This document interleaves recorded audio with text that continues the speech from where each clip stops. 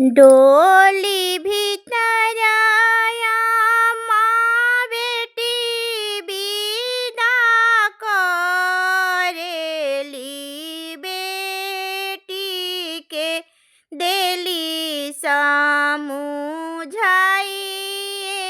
ललनवा। अरे बेटी के देली समुझाई ललनवा।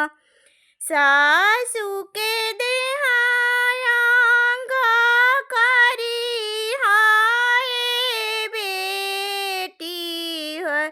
सासू के देहायांग करी हाय बेटी। अरे हरा दीपी सिंह मन लाई ललनवा। अरे हरा दीपी सिंह मन लाई ललना जी। गोतिनी जब जानी करी हाय बेटी। अरे तब रही न मावा हमारा ललना जी। अरे तब रही न मावा हमारा ललना जी। सासू के देहायांग करबोए आमा। अरे हरा दीपी सब मन लाई ललना जी। अरे हरा दीपी सब मन लाई ललना जी। गोतिनी जब हम ना देबो आमा। अरे तब रही न मामा तो ललना जी। अरे तबे रही है न मामा तो ललना जी। अरे अंगूरी दार दिया लोगवा। अंगुरिया भालू हो बुझी हाँ। अरे अंगूरी दार दिया लोगवा। अंगुरिया भालू हो बुझी हाँ। अरे बेटी के दार दिया लोगवा। बेटी के अम्मा हो बुझी हाँ। अरे बेटी के दार दिया लोगवा। बेटी के अम्मा हो बुझी हाँ। अरे माछारी जे रहती लोगवा। जल में हो समाईती। अरे माछारी जे रहती लोगवा। जल में हो समाईती।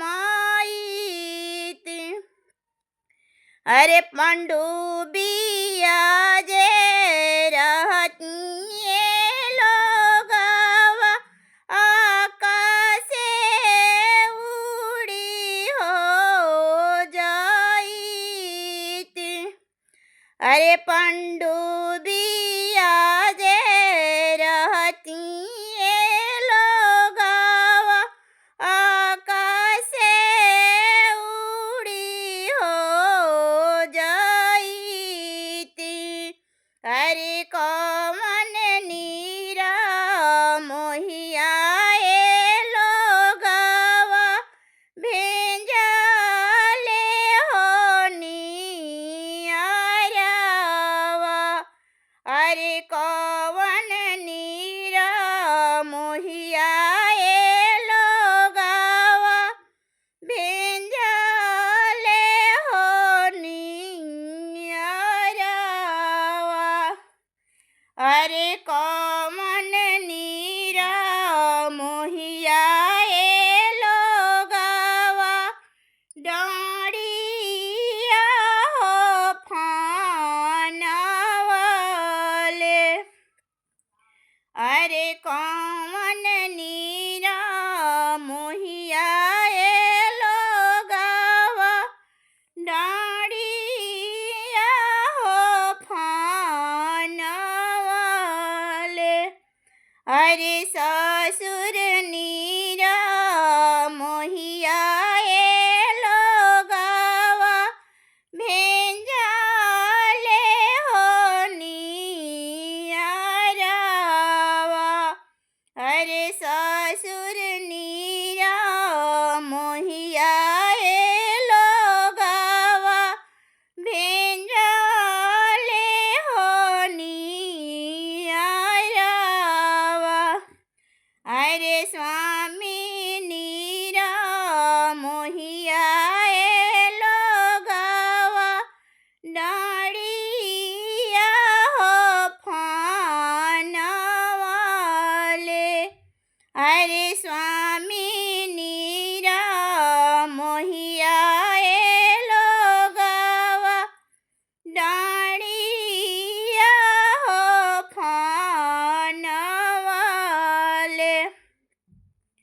बेटी के पापा बरा खोजे चलेलन कांधे पियर जाने।